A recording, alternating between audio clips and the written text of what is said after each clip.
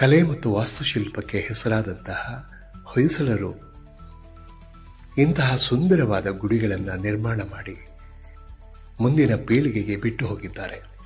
ಈ ದೇಗುಲವನ್ನು ನೋಡಿದಾಗ ನಮಗೆ ಅನಿಸುತ್ತೆ ಆ ಕಾಲದಲ್ಲಿ ಇದ್ದಂತಹ ಕಲೆ, ಸಾಹಿತ್ಯ, ಸಂಸ್ಕೃತಿ, ಜನರ ವೇಷಭೂಷಣಗಳು, ಅವರ ಜೀವನ ಶೈಲಿ, ಅವರ ಆರ್ಥಿಕ ಪರಿಸ್ಥಿತಿ, ಅವರ ಸಾಮಾಜಿಕ ಪರಿಸ್ಥಿತಿ, ಆ ಕಾಲದ ಧಾರ್ಮಿಕ ಜೀವನ ಎಲ್ಲವೂ ಕೂಡ ಈ ದೇಗುಲಗಳಲ್ಲಿ ಚಿತ್ರಿತವಾಗಿದೆ.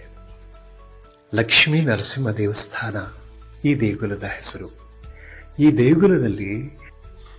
ಈ ದೇಗುಲದ ಒಳಭಾಗಕ್ಕೆ ಹೋಗುತ್ತಿದ್ದ ಹಾಗೆ ಕಾಣಸಿಗುವುದು ಸ್ತಂಭ. ಸ್ತಂಭದ ನಂತರ ದೇಗುಲ ಸಂಪೂರ್ಣವಾಗಿ ಕಣ್ಣಿಗೆ ಕಾಣುತ್ತದೆ. ಆ ದೇಗುಲವನ್ನು ಒಂದು ಸುತ್ತುವರೆದು ನೋಡಿದಾಗ ಪ್ರಪಂಚವೇ ಅದರಲ್ಲಿ ಅಡಗಿದೆ ಎಂಬುದು ಮನಸ್ಸಿಗೆ ಬರುತ್ತೆ. ಅಂತಹ ಸುಂದರವಾದ ದೇಗುಲ ಹೆಚ್ಚು ಕಡಿಮೆ 900 ವರ್ಷಗಳಿಗೂ ಹೆಚ್ಚು ಕಾಲ ಗಾಳಿ, ಮಳೆ, ಬಿಸಿಲು ಎಲ್ಲಕ್ಕೆ ಎದೆಯೊಡ್ಡಿ ನಿಂತು ಆ ಕಾಲದ ರಾಜರ ನೆನಪನ್ನ, ಆ ಕಾಲದ ಜನಜೀವನವನ್ನ ಇಂದಿನವರೆಗೆ ನೆನಪಿಸ್ತಾ ಇದೆ. ಅಂತಹ ಒಂದು ಸುಂದರವಾದ ದೇಗುಲದಲ್ಲಿ ಕಾಲಿರಿಸುತ್ತಿದ್ದ ಹಾಗೆ ಒಂದು ಹೊಸ ಅನುಭವವಾಗುತ್ತೆ. ಒಂದು ಹೊಸ ಲೋಕಕ್ಕೆ ಹೋದಂತಹ ಅನುಭವ ನಮಗೆ ಬರುತ್ತೆ.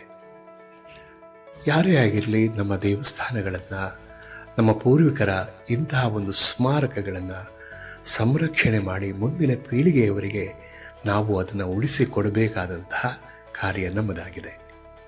ನಿಜವಾಗಿಯೂ ಹಾಸನ ಜಿಲ್ಲೆ ಅರಸೀಕೆರೆ ತಾಲೂಕು ಜಾವಗಲ್ನಲ್ಲಿ ಇರುವಂತಹ ಈ ಸುಂದರವಾದ ಲಕ್ಷ್ಮೀ ನರಸಿಂಹ ದೇವಸ್ಥಾನ ಮನಸ್ಸಿಗೆ ಆನಂದವನ್ನ ತಂದುಕೊಡುತ್ತೆ.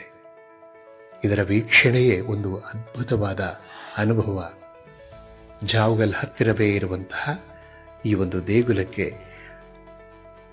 ಕಾಲಿರಿಸಿ ದೇವರ ದರ್ಶನವನ್ನು ಪಡೆದು ಆ ಸುಂದರವಾದ ಕಲಾಕೃತಿಗಳನ್ನು ವೀಕ್ಷಿಸಿ ಆನಂದ ಹೊಂದುವುದು ಎಲ್ಲರಿಗೂ ಲಭ್ಯವಾಗಲಿ ಎಂಬುದು ನಮ್ಮ ಆಶಯ.